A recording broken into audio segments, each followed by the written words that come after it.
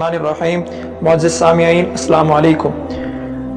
फ़रिश्ते अल्लाह ताला की नूरानी मखलूक हैं जिन्हें उनकी असली शक्ल व सूरत में देखना अंबिया कराम अलैहिस्सलातु वस्सलाम के अलावा किसी और के लिए मुमकिन नहीं। यही वजह है कि हमारे इर्द गिर्द लातादाद फ़रिश्ते अपने कामों में मसरूफ़ हैं, मगर हमें वो दिखाई नहीं देते। अगर वो इंसानी शक्ल इख्तियार करके हमारे सामने आए तो फिर उन्हें देखना मुमकिन है। इंसान की निस्बत फ़रिश्ते अजीम मखलूक हैं और उनमें भी छोटे और बाज़ बड़े हैं। फ़रिश्तों के बाज़ के दो पर हैं और बाज़ के 600 पर हैं। कुरान करीम में इरशाद पाक है कि अल्लाह ताला ही के लिए तमाम तारीफ़ें हैं जो आसमान और ज़मीन का पैदा करने वाला है और 2-2, 3-3, 4-4 परों वाले फ़रिश्तों का अपना कासिद अपनी पैगंबर बनाने वाला है। बाज़ रिवायात के मुताबिक जिब्राइल अमीन अलैहिस्सलाम के 600 पर देखे गए हैं और हर पर ने आसमान को घेर रखा था। उनके परों से मुख्तलिफ रंग और कीमती मोती बिखर रहे थे। फ़रिश्तों की कद्दो-कामत। वो फ़रिश्ते जिन्होंने अर्श उठा रखा है, उनकी कद्दो-कामत के बारे में सैयदना अनस रज़ियल्लाहु ताला अन्हु से मरवी है कि हुज़ूर नबी करीम सल्लल्लाहु अलैहि वसल्लम ने इरशाद फरमाया, अर्श को उठाने वाले फ़रिश्तों में से एक फ़रिश्ते के बारे में मुझे ये बताने की इजाज़त दी गई है जिसके पाँव सबसे निचली 7वीं ज़मीन में हैं और उसके कंधों पर अर्श है।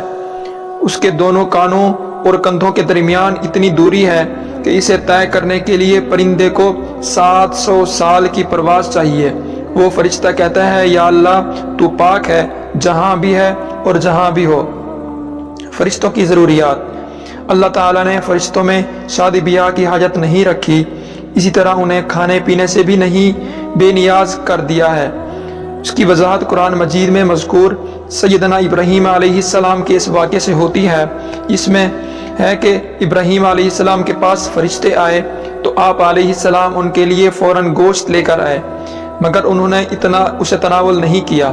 अल्लाह ताला ने फ़रिश्तों को बीमारी, सुस्ती, काहली, दुख, तकलीफ़, थकावट और उकताहट वगैरह से महफूज रखा है। वो दिन रात फ़कत अल्लाह की इताअत में अपने कामों में मसरूफ़ रहते हैं। कुरान मजीद में बयान हुआ है कि आसमानों और ज़मीन में जो कुछ है उसी अल्लाह का है और जितने उसके पास फ़रिश्ते हैं वो उसकी इबादत से ना सरकशी करते हैं और ना थकते हैं। वो दिन रात अल्लाह की तस्बीह बयान करते हैं और ज़रा सी भी सुस्ती नहीं करते। फ़रिश्ते तकरीबन आम तौर पर आसमानों में रहते हैं जो सिर्फ़ अल्लाह के हुक्म से मुख्तलिफ़ कामों के लिए ज़मीन पर उतरते हैं और फिर वापस आसमान पर चले जाते हैं। कुरान मजीद में एक और मकाम पर खुद फ़रिश्तों की ये बात मज़कूर है, हम तेरे रब के हुक्म के बगैर नहीं उतरते। फ़रिश्तों की तादाद कितनी है उसके बारे में कोई तफसील नहीं मिलती, क्योंकि अल्लाह ताला का फरमान है, तेरे रब के लश्करों को उसके सिवा और कोई नहीं जानता। बाज़ अहादीस से मालूम होता है कि फ़रिश्तों की तादाद बहुत ज़्यादा है, बल्कि अंदाज़ा होता है कि इंसानों और जिन्नों से भी उनकी तादाद ज़्यादा है। सैयदना अबू ज़र रज़ियल्लाहु ताला अन्हु से मरवी है कि अल्लाह के रसूल सल्लल्लाहु अलैहि वसल्लम ने फरमाया, आसमानों में कहीं 4 उंगलियां जगह भी ऐसी नहीं जहां कोई ना कोई फ़रिश्ता सजदा रेज़ ना हो। सैयदना अब्दुल्लाह बिन मसऊद रज़ियल्लाहु ताला अन्हु से मरवी है कि अल्लाह के रसूल सल्लल्लाहु अलैहि वसल्लम ने फरमाया, क़यामत के रोज़ जहन्नम को इस हाल में लाया जाएगा कि उसकी 70 लगामें होंगी और हर लगाम के साथ 70,000 फ़रिश्ते होंगे जो उसे खींच कर ला रहे होंगे। फ़रिश्तों की एक अहम खासियत ये भी है कि वो अल्लाह ताला के हुक्म से अपनी शक्ल सूरत के अलावा कोई और सूरत भी इख्तियार कर सकते हैं। ये सूरत किसी ऐसे इंसान की भी हो सकती है जिसे देखने वाले पहचान लें। इंसानों के अलावा किसी और जानदार की सूरत इख्तियार करने की फ़रिश्तों को ताकत है या नहीं, इसके बारे में कुरान और सुन्नत में कोई सराहत या जिक्र नहीं मिलता। अलबत्ता उनकी इंसानी शक्ल इख्तियार करने के वाक़ियात ज़रूर मिलते हैं जिनसे ये अंदाज़ा होता है कि फ़रिश्ते अल्लाह ताला के हुक्म से दीगर शक्लें भी इख्तियार कर सकते हैं। सैयदना इब्राहीम अलैहिस्सलाम के पास फ़रिश्ते इंसानी शक्ल में आए और इब्राहीम अलैहिस्सलाम उन फ़रिश्तों को पहचान न पाए। फिर फ़रिश्तों के बताने पर आप अलैहिस्सलाम को मालूम हुआ कि ये इंसान नहीं बल्कि फ़रिश्ते हैं। سیدنا مریم علیہ السلام کے پاس جبرائیل امین علیہ السلام انسانی شکل میں تشریف لائے تھے، اور جبرائیل امین علیہ السلام سوائے 2 مرتبہ کے ہر مرتبہ نبی کریم صلی اللہ علیہ وسلم کے پاس انسانی شکل میں تشریف لائے۔ فرشتوں کی طاقت، اللہ تعالیٰ نے فرشتوں کو انسانوں اور جنوں سے کئی گنا زیادہ طاقت و قوت عطا کر رکھی ہے۔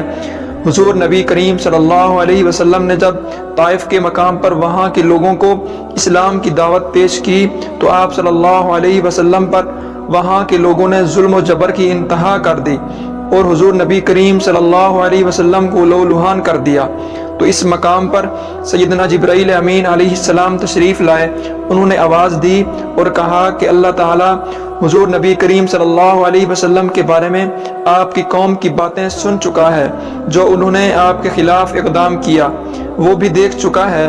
آپ کے پاس اللہ تعالیٰ نے پہاڑوں کا فرشتہ بھیجا ہے، آپ ان لوگوں کے بارے میں جو چاہیے ان فرشتوں کو حکم دیں۔ اس کے بعد پہاڑوں کا فرشتہ مخاطب ہوا، اس نے حضور نبی کریم صلی اللہ علیہ وسلم کو سلام کیا، پھر عرض کی، اے اللہ کے رسول، آپ جو حکم دیں گے میں اس کی تعمیر کروں گا، اگر آپ چاہیں تو میں دونوں طرف کے پہاڑوں کو ان پر لا کر ملا دوں جن سے یہ پس جائیں گے۔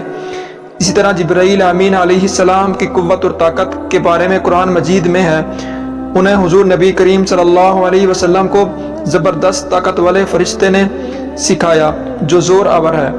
فرشتوں کا نظم و ضبط، فرشتے اپنے ہر کام میں نظم و ضبط کی پابندی کرتے ہیں، جس میں کسی قسم کی کمی بیشی یا سستی اور کاہلی وغیرہ کا مظاہرہ نہیں کرتے۔